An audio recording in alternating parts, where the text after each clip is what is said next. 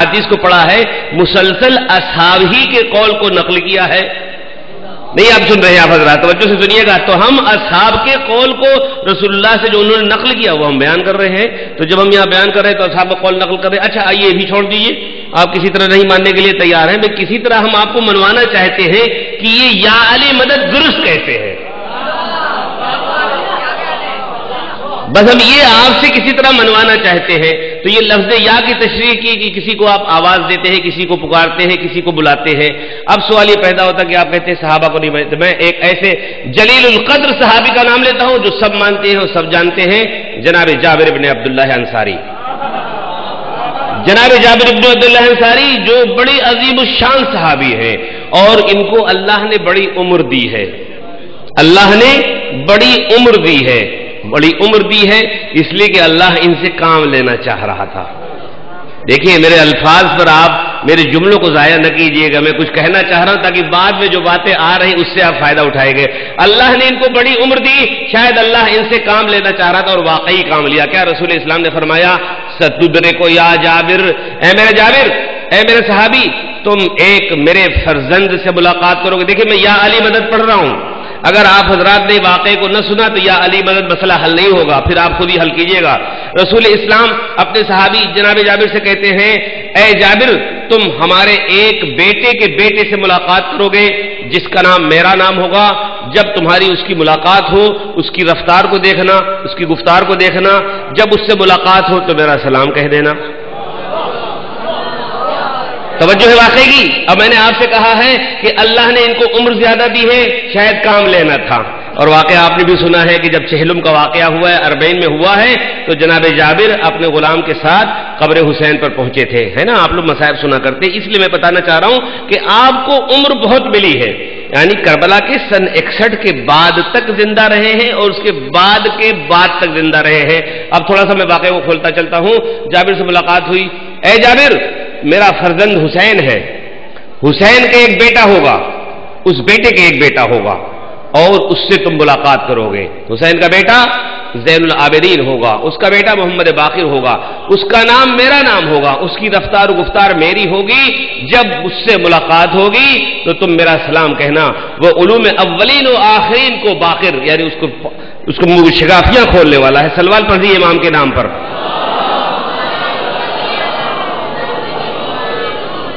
بڑی معذرت کے ساتھ میں چاہ رہا ہوں کہ یا علی مدد کے مسئلے کو حل کیا جائے کسی طرح.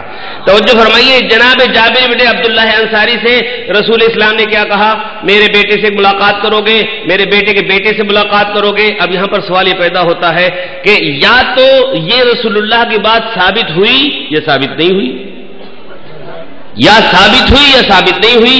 لیکن تاریخ میں سارے مسلمانوں نے یہ بتایا ہے کہ جابر کی ملاقات محمد باقر سے ہوئی ہے. اس کا مطلب یہ تاریخ صحیح ہے, ٹھیک ہے. لیکن اب یہاں پر جو لوگ پیغمبر اسلام کے علم غیب کے اوپر اعتراض کرتے ہیں ان کا ایک جملہ جواب دینا چاہتا ہوں کہ رسول اللہ علم غیب نہیں جانتے. یہی تو ترے امتیاز شیعہ نے اثنا عشری کا ہے کہ ہم پیغمبروں کو اور خاص طور سے اپنے پیغمبر کو اور چہادہ معصومین کو ہم معصوم مانتے ہیں. یہ بھی مانتے ہیں کہ علم وہاں سے آیا ہے, یہ علم غیب کے حامل ہیں. یہ آپ لوگ علم سے چونکہ فقدان آپ کے پاس علم نہیں ہے اس لیے آپ لوگ اس علم کا انکار کرتے ہیں. توجہ فرمائیے گا. اے جابر تم میرے ایک بیٹے کے بیٹے سے ملاقات کرو گے. بھائی مصلحت الہی ہوتی ہے, کسی گھر میں لڑکا پیدا ہوتا ہے, کسی گھر میں لڑکی پیدا ہوتی ہے, ٹھیک ہے. کسی گھر میں لڑکا پیدا ہوتا ہے, کسی گھر میں لڑکی پیدا ہوتی ہے. تو ضروری تو نہیں تھا کہ امام حسین کے ہاں لڑکا ہی پیدا ہو. ارے دیکھیے علم غیب کی طرف میں بات کر رہا ہوں, توجہ رکھیے کہ ایک بات سے بات نکال رہا ہوں کہ کوئی ضروری تو نہیں تھا کہ رسول اللہ نے جو کہہ دیا ہے کہ وہی ہو. اس کا مطلب یہ کہ وہ مصدق ہے یہ جناب جابر, یعنی اس صادق اور مصدق کے قول کو نقل کر رہا ہوں میں, توجہ فرمائیے گا. تو اب اگر حسین کو بیٹا ہو گیا, چلیے ایک بات ہو گئی, اتفاق ہو گیا, لیکن اب یہ ضروری تو نہیں ہے کہ سید الصاعدین کے ہاں بھی بیٹا ہو. لیکن نہیں, تاریخ نے بتایا کہ حسین کے ہاں بھی بیٹا ہوا اور سجاد کے ہاں بھی بیٹا ہوا جس کا نام محمد باقر ہوا. یہ تاریخ نے تصدیق کر دی. اب یہاں پر سنیے گا جو میں آپ کو بتانا چاہ رہا ہوں. رسول اسلام چلے گئے, یا علی مدد کی طرف آ رہا ہوں. جو الزام ہے ہمارے اوپر کہ آپ صحابہ کو نہیں مانتے, یہ میں جناب جابر کے فضائل بیان کر رہا ہوں. وہ تو صحابی رسول تھے یا نہیں؟ بھئی اگر آپ نہیں مانتے نہ مانے, ہم تو مانتے ہیں. ہم تو یہاں پہ صحابی رسول کا تذکرہ کر رہے ہیں. تو جناب جابر ابن عبداللہ انصاری مسجد نبی میں بیٹھے ہوئے ہیں اور آنکھوں کی روشنی کم ہوتی جا رہی ہے. رسول اسلام کا انتقال ہو گیا ہے. مسجد نبی میں بیٹھے ہوئے ہیں. رسول نے جو پیشین گوئی کی ہے کہ جابر تمہاری ملاقات ہوگی میرے بیٹے کے بیٹے سے, تو اب بیٹھے ہوئے کہہ رہے ہیں یا باقر العلوم این انت, اے باقر العلوم آپ کہاں ہیں. کچھ لوگ آتے ہیں کہتے ہیں جابر تمہیں کیا ہو گیا ہے, تم سٹھیا گئے ہو, یہ کس کو تم پکار رہے ہو.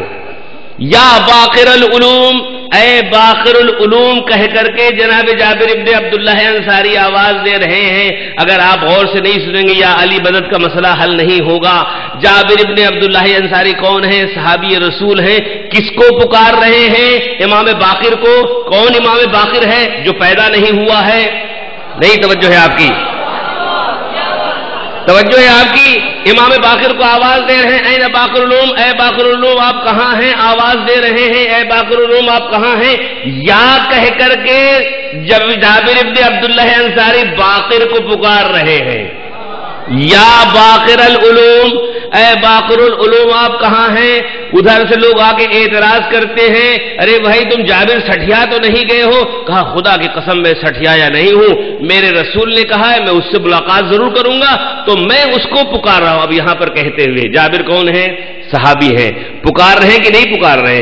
اور ایک بات ہے انہوں نے یہ کہا ہے رسول نے کہ اے جابر جب تم ملاقات کرو گے تو ان کی نسل کے جو ائمہ ہوں گے وہی ائمہ اہل بیت ہیں, اور ان کا جو آخر آئے گا اس کا نام مہدی ہوگا جو دنیا کو ظلم و جور سے بھری ہوئی دنیا کو عدل و انصاف سے بھر دے گا. تو جب یہ باقر العلوم کہہ کے پکار رہے ہیں اس کا مطلب یہ ہے کہ جابر باقر کا انتظار کر رہے ہیں یا نہیں.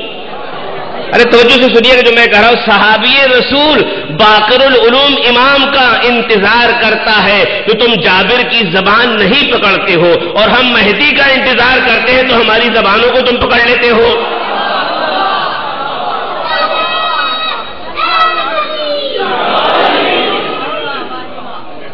ہم یا مہدی کہتے ہیں تو تم اعتراض کرتے ہو. جاؤ بھائی مسجد نبوی میں جہاں جابر بیٹھے ہوئے باقر العلوم کا انتظار کہتے ہیں اور یا جابر کہہ کے پکارتے ہیں, وہاں پر انتظار وہ کر رہے ہیں.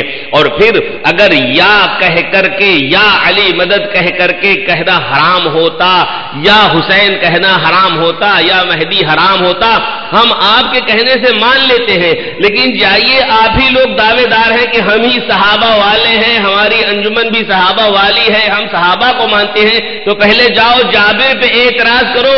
یا جابر کہہ کے جابر نہ پکارو اس لیے کہ حرام ہے. 14 صدی آ گئی ہے, ہمارے مفتی فتوا دیں گے یا جابر نہ کہو تو صلوات پڑھے محمد و آل محمد. تو صحابی رسول نے یا کہہ کے پکارا ہے, تو ہم اگر یا علی کہہ کر کے پکارتے ہیں تو کیوں مشکل ہوتی ہے آپ کو, کیوں آپ کو پریشانی ہوتی ہے. یہاں پر جملے کو ختم کرتے ہوئے اور اس کتاب سے حوالہ دیتے ہوئے جو میں روزانہ حدیث پڑھتا ہوں اس کی طرف آ رہا ہوں. آپ حضرات منتظر ہیں اور جو حضرات سنتے چلے آئے ہیں توجہ فرمائیے گا. چلیے اعتراض آپ کیجئے کہ بھئی یا علی کہنا حرام ہے, یا علی مشکل کشا کہنا حرام ہے, تو میں صرف یہی کہہ لیتا ہوں کہ بھائی ہمیں نہ چھیڑو. کل بھی ہم نے بات سے آپ سے کہی تھی کہ ہم کو آپ نہ چھیڑیے, ہم آپ کو نہیں چھیڑتے ہیں. آپ ہمیں نہ پریشان کریں, ہم آپ کو نہیں پریشان کرتے ہیں. مسئلہ یہ ہے کہ ہم کسی کو مانتے ہیں, آپ بھی کسی کو مان لیجئے. اب یہ آزمانے کی بات ہے, جس کو مدد ملتی وہ اس کو پکارتا ہے. ہم علی کو پکارتے ہیں, آپ بھی کسی کو پکار لیجئے, دیکھیے وہ مدد کو آتے ہیں یا نہیں آتے ہیں.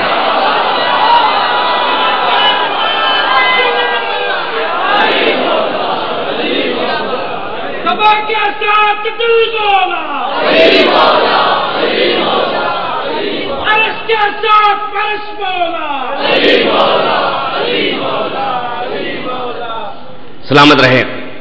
تو ہم بلاتے ہیں, ہماری مشکل آسان ہوتی, آپ بھی کسی کو بلا لیجئے, آپ کی مشکل آسان ہو جائے. لیکن نہیں, آپ کہتے ہیں کہ وہ ہم کس کو بلائیں گے, وہ تو خود ہی کہہ رہے ہیں کہ اگر علی نہ ہوتے تو ہم ہلاک ہو جاتے.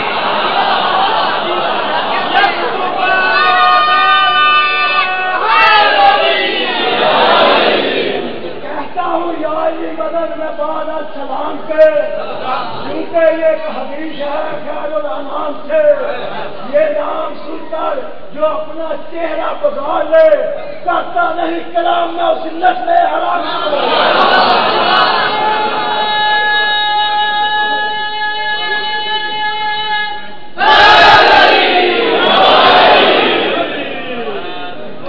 انشاءاللہ اس موضوع پر باتیں ہوتی رہیں گی، اور نماز مغرب کی جب اذان ہوگی تو 2-3 منٹ کے لیے صرف وقفہ ہوگا، اس سے آپ حضرات گھبرائیں نہیں۔ پہلے میں نے اعلان کر دیا، ظاہر ہے کہ اذان کا احترام کرنا ضروری ہے۔ صلوات پڑھ دیے محمد و آل محمد۔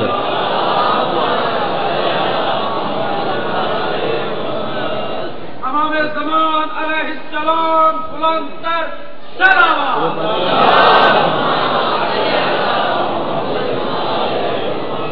حدیث جو میں آپ حضرات کی خدمت میں برادران اہل سنت کی کتاب سے پڑھ رہا ہوں، آپ حضرات توجہ فرمائیے گا کہ یہ حدیث ہے جناب کمیل کو جو دعا پڑھتے ہیں۔ آج شب جمعہ ہے، جمعے کی بڑی اہمیت ہے دین اسلام میں، سید الایام ہے، تمام ایام کا سردار، یعنی جس طرح اور چیزوں میں فضیلت ہوتی اسی طرح جمعے کو، اور شب جمعہ جیسے آج جمعرات کا دن گزر کے اس کی بڑی فضیلت ہے۔